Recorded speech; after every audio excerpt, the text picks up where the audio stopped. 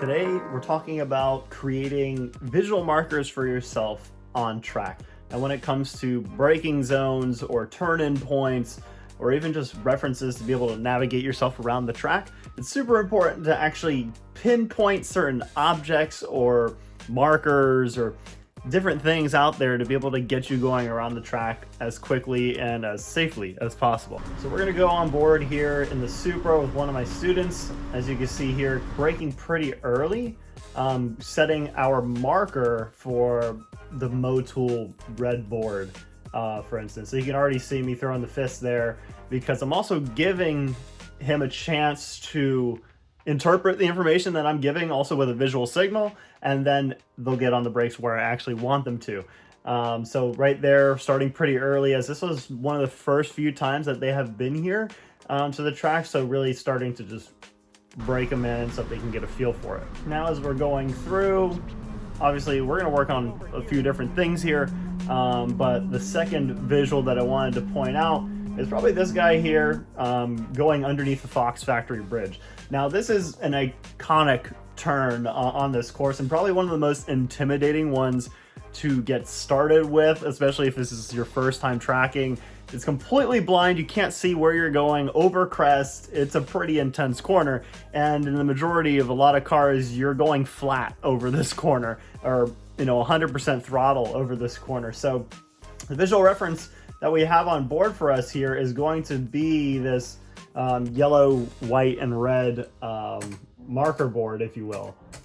So as you're going up and over the top of the hill, you want yourself pretty much, what I like to say, about center of the car within this white and red box. By doing so, it's going to propel the car over the top very nicely.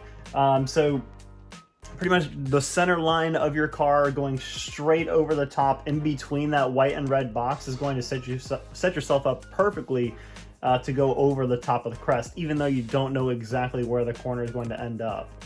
Now you can see by our positioning here that we are a bit left of that. I would say, center line of the car is to the left of the yellow square there. So we're a bit offline as we're going up and over the top of the hill here, and a lot of confidence as well. We're cooking with some good speed over the top of this corner. So now we're going to be offline as we go up and over the top of the hill. Another reference that you can get for yourself is going to be this kind of hashed line on the side of the road here. You have the pit entry line as you go over to the right-hand side for the WeatherTech cars. So as you go up and over the top here, you want the center line of the car to be in between that white and red box at the top of the bridge. And then also you can have your right side tires over that dashed yellow line. And that's just going to confirm that you're in the right place. You're bringing yourself up and over the top of the hill in this nice gradual arc. And that is the key to be able to position yourself going through the downhill at Road Atlanta. Now you'll see where we end up is way offline here as we go out towards the rumble strips, right? So it's super important here, and what ended up causing this was target fixation, looking up and over the crest, kind of trying to find where is the road going, and that's a dangerous place to be. So as we go up and over the top of the hill, you want your eyes looking downrange and up and over right. You know the bend is going to travel that way, so you want to make sure you are looking. You're trying to find where the road is leading to next, because at this point, it's pretty tough to recover. So that way, right now, where our eyes are, per the trajectory of the car, they're looking pretty much straight ahead, almost at the Pilot Challenge pit entry there. So we wanted our eyes down and over.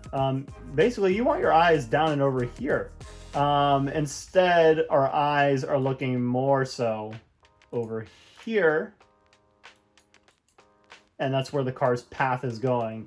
You can see and you can tell just by this trajectory, we're going off straight in this way until we start to see that, oh, I'm going off track, then the eyes start to move, right? By the time that our eyes are going up is, right about now where we see our trajectory is heading this way, right? And we're like, oh, I got to check up, right?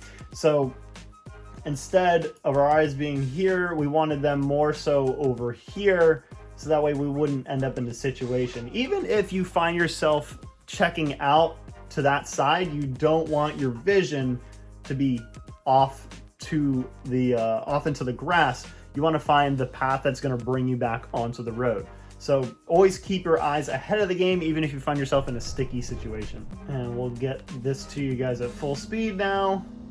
Offline, exit, eyes are off, and then we're back on track, right?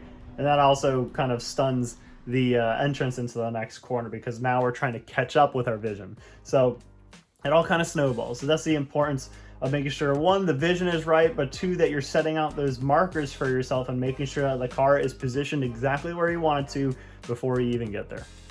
Thank you guys for stopping in. If you enjoyed the content, please like, subscribe, do all of those fun things down below. Give me a follow, all that good stuff. If you want to see more coaching content and even tips and tricks to help you out on your next track day.